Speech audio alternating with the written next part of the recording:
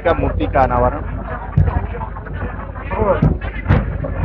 रमा निरंजन जी द्वारा, आरपी निरंजन जी के द्वारा, पटेल समाज के द्वारा यहाँ मूर्ति का अनावरण था। उसी कार्यक्रम उसी कार्यक्रम में आने का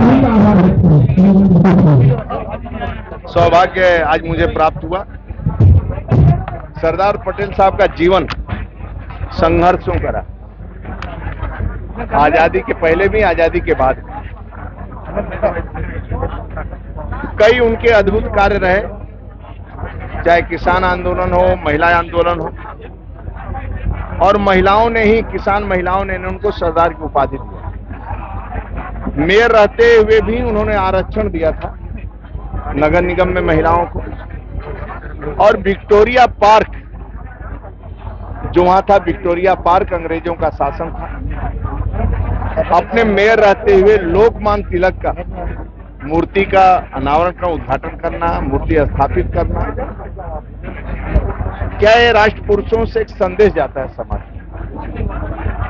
और प्रधान गृह मंत्री बनने के बाद देश में आजादी के बाद भी उनका जीवन 3 साल का रहा।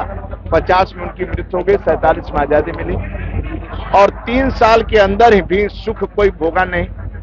रात दिन परिश्रम करके देश को एकता के सूत्र में पिरोने का काम किए, और सभी रियासतों को एक सूत्र में बांधने का किसी ने काम किया तो आदरणीय सरदार पटेल साहब ने, जिसके कारण आज देश अखंड है, उस रास्ते पर आगे बढ़ रहे हैं।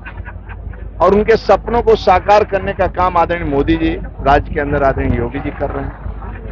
सरदार पटेल की विश्व की सबसे ऊंची प्रतिमा, यानी 182 फीट ऊंची प्रतिमा किसी ने लगाया है, उसको आदरणीय मोदी जी ने गए, उनका विश्व में सम्मान प्राप्त हुआ। और आज जहां मूर्ति स्थापित है वो पर्यटक स्थल भी है, पूरी दुनिया से लोग आते हैं वहां पर। उनकी जो सोच थी, कश्मीर में समस्या, महिला आरक्षण, आज आदरणीय मोदी जी उसको कर दिए, यानी कश्मीर समस्या भी परमानेंट के लिए समाधान कर दिए, धारा 370 हटाकर।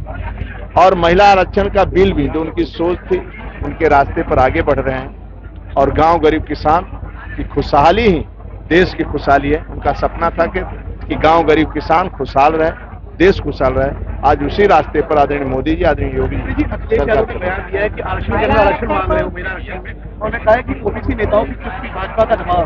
अब देखिए, आदरणीय मोदी जी जो भी निर्णय लेंगे महिला के हित में लेंगे और राष्ट्र के हित में लेंगे। उनके सभी निर्णय आप देखेंगे, जितने भी निर्णय हुए हैं, एक प्रधान सेवक के रूप में राष्ट्र के और गरीब के हित में निर्णय हुआ है और देश के हित में हुआ है।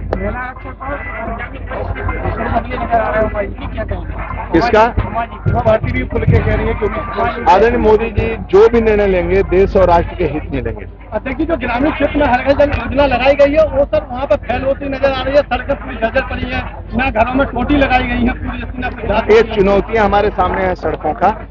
आप विश्वास करना, बिना सड़क कंप्लीट किए हुए किसी कॉन्ट्रैक्टर, किसी कॉन्ट्रैक्टर का पेमेंट नहीं, उनको रोड बनाना पड़ेगा। और सबसे बड़ी बात है, अच्छाई क्या है, इन्हीं कंपनियों को 10 साल तक इनको देख रेख में करना है। यदि पाइपलाइन टूटेगी तो इन्हीं को बनवाना है। तो गांव वालों को भी देखिए, जिसमें जन आंदोलन होता है वो गांव शुरू, जिस गांव में टंकी पाइप ये बिछ चुकी है, टोटी भी मान लो 11,000 के पड़ता है, यानी पाइपलाइन सबका खर्चा मिला के वो टोटी 11,000 की पड़ता है। वो टोटी न टूटने पावे, जिसके घर पर टोटी लगे, उस टोटी को सुरक्षित भी रखने का काम गांव वालों का है। पाइपलाइन भी सुरक्षित रहे, टूटने न पावे। हाँ, लीकेज होगा, ये होगा तो पेनाल्टी लगेगी। जो लोग जल समिति गांव में जल समिति रहेगी, जिसके देखरेख में पानी की सप्लाई होगा, और वहां पर कंपनी रहेगा, कंपनी के द्वारा आदमी भी वहां रहेगा और सप्लाई। मंत्री जी, पूरे काफिले को रुकना पड़ा हमला पशुओं की वजह से, आपने सड़क पर देखा ना, एक भी हमने दिखे थे रोड पर। मैं रोड से आया, कहीं नहीं रुका, लेकिन मैं रोड पर, हमें तो नहीं दिखा, हमें रोड पर नहीं दिखाई दिया। और आप लोगों को अपनी खेती की उपज बढ़ाना हो तो सभी किसानों को कम से कम 1 जोड़ी बैल रखना चाहिए, क्योंकि बैल से जोड़ी, जो 1 बीघा 2 बीघा वाली जमीन वाले छोटे किसान हैं, उनको 1 जोड़ी बैल से क्या है, गोबर मूत्र से